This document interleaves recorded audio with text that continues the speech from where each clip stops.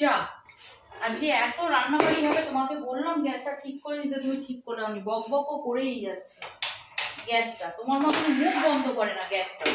তা যাই হোক, আজকে কি প্রিপারেশন হচ্ছে এখানে দেখো।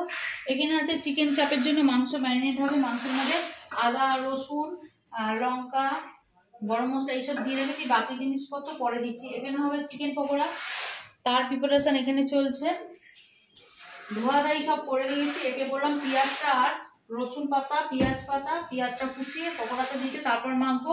আমি এখানে অরির খাবার বসিয়েছি, আমাদের খাবার দাবার তো হয়েই গেছে।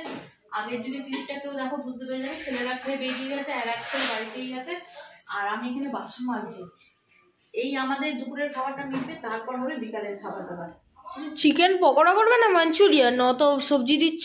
মাঞ্চুরিয়ান করলে মাঞ্চুরিয়ান মাঞ্চুরিয়ান করে দাও তবে। মাঞ্চুরিয়ান ঠিক আছে, বাচ্চারা খেতে ভালোবাসে মাঞ্চুরিয়ান, ঠিক আছে।